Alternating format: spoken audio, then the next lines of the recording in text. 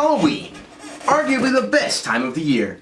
The leaves are falling, the ghosts are ghosting, and strangers everywhere handing out free candy.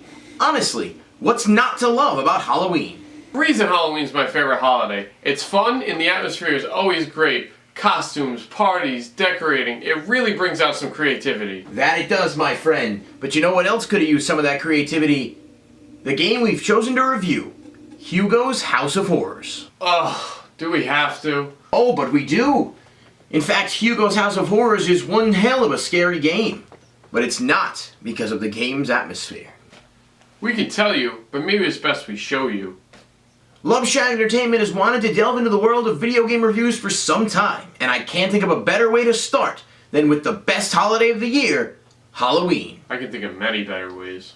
Too late! This is what we're going with, so fasten your seatbelts and grab your three musketeers, because this is Hugo's House of Horrors. Hugo's House of Horrors. I can't believe we're actually playing this. Hey, this title screen doesn't look half bad. At least they put some effort in. The game starts with a shot of what must be the House of Horrors, with the addition of some absolutely beautiful music. Holy shit, this music. It sounds like a mix between nails on a chalkboard and the inhumane clubbing of baby seals. I've never wanted to break out a Nickelback album so bad in my life.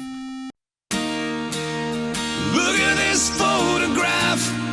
So basically, Hugo's girlfriend Penelope was supposed to be babysitting when she mysteriously disappeared. She was last seen going into this house. And because he's so brave and valiant, it's up to Hugo to save our metaphorical princess. So, how do we get in? I'd just like to point out that there are no instructions here. It took a few tries to figure out that you have to break the pumpkin to find the key that lets you into the house. I didn't know the game actually started at first. And of course, because the majority of things in this game are done by typing words into the command prompt, there's not much you can do but keep trying until you get it right. Look, I know these games weren't working with the best quality graphics back then, but this may be the least pleasant thing I've laid eyes on since I looked in the mirror this morning. Nope, still ugly. Considering that this game came out around the same time as King's Quest V and Alone in the Dark, there's really no excuse for it to look this bad. Man, that Hugo's a smooth criminal. I sure hope Annie's okay. But seriously, look at those moves. It's kind of odd. There's more than one plane here, so sometimes you have to press the arrow keys a few times to get the right one before Hugo will actually walk where you want him to walk. And yes, it does look like our hero prefers to glide everywhere. Oh, excuse me, everybody. I didn't mean to interrupt the family dinner. Looks like we've got Dracula, Frankenstein, the Grim Reaper, and Chewbacca? Chewie? Is that you? And man, does that butler have the most contorted face I've ever seen. He looks like he lives in constant agony. Oh, I see. The butler offers you a chop and then proceeds to cut your head right the fuck off your shoulders. Also, what is this? When you die in the game, it offers some kind of witty comment. You know what, narrator? You're a real piece of shit. Fucking asshole. Thankfully, this game has a save feature, otherwise we'd have to go back to the very beginning every time we die, and that happens a lot. I'd be absolutely remiss not to mention that beautiful work of art hanging up on the wall there.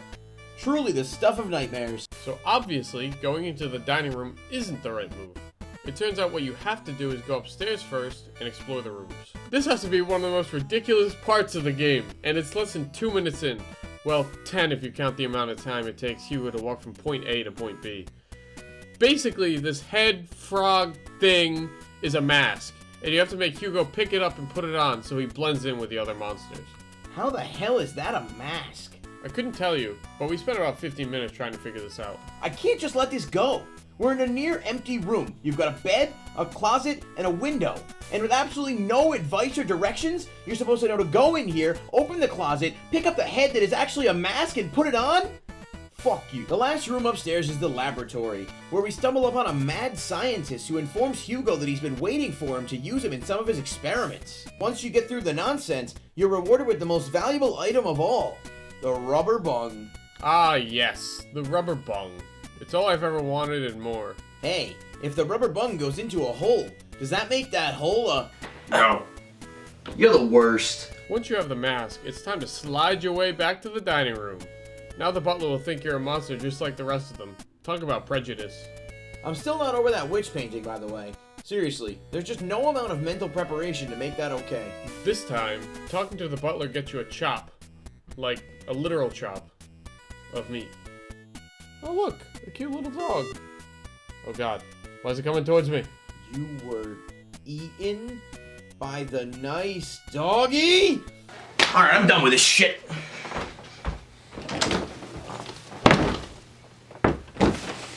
Actually, I need the paycheck. You drop the chop and the dog still kills you. It turns out what you really have to do, and get this, is go into the kitchen, type in the words throw chop, walk into the garage, and hit the enter button just at the right moment so you throw the chop and the dog doesn't kill you. Yes, I'm serious. How the fuck would anyone be expected to know this? I mean, the mask stuff was bad enough, but this has to be one of the worst game mechanics I've ever seen. It wasn't like these games came with detailed instructions or manuals back then either. There weren't walkthroughs, so if you wanted to beat the game, you just had to keep trying. Thankfully, it does work, and once you feed the dog, he's distracted long enough for you to sneak by and go down into the basement. The basement is odd, but hey, there's a door. It looks like we just need to go outside and maybe we'll find Penelope. We're not making this up. The game literally makes fun of you for trying to open the door with another sarcastic remark. There is literally no way to make any of this shit up. No, it makes sense.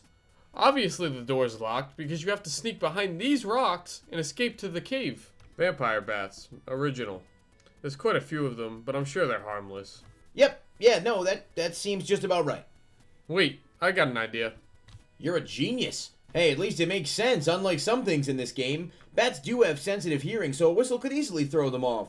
Since we distracted them, let's go ahead and rescue Penelope. This is one of the most annoying elements about this game. It's virtually unplayable sometimes. The entire game from start to finish should take about 30 minutes, but since it's impossible to know what the fuck to do, we ended up playing for hours. The bat is normally supposed to move, but for whatever reason, it just didn't. In all fairness, I did tell you this game was shitty before we started playing it. Oh, come on. It's a small cave. How hard can it be to get from one side to the other? Well, don't forget the mummy. The mummy? Yeah, you know, the mummy. The one that you're supposed to lure into the cave and get stuck on the rocks so that you can run out of the room while he's distracted. That mummy. You must be mistaken, because the only mummy I seem to remember in this room is the one that kills you over and over again.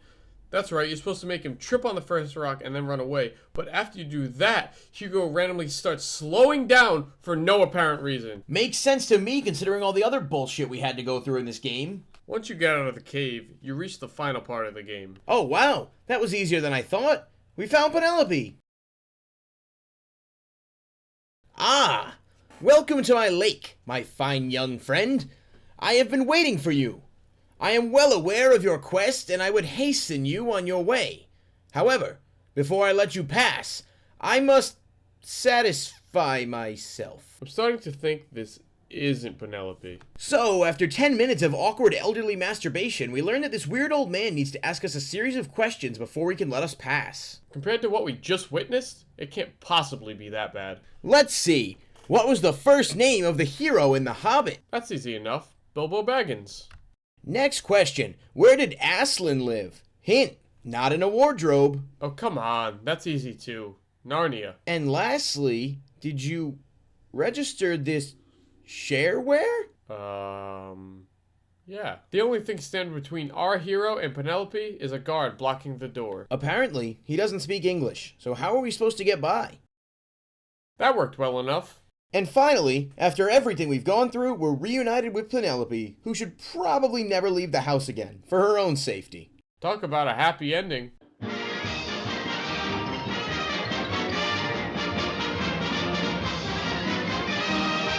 Look, Hugo's House of Horrors is a pretty bad game. If we're being honest, it's really not all that fun, the game mechanics are difficult and convoluted, and there's almost no way to know what you're doing without using some kind of internet walkthrough.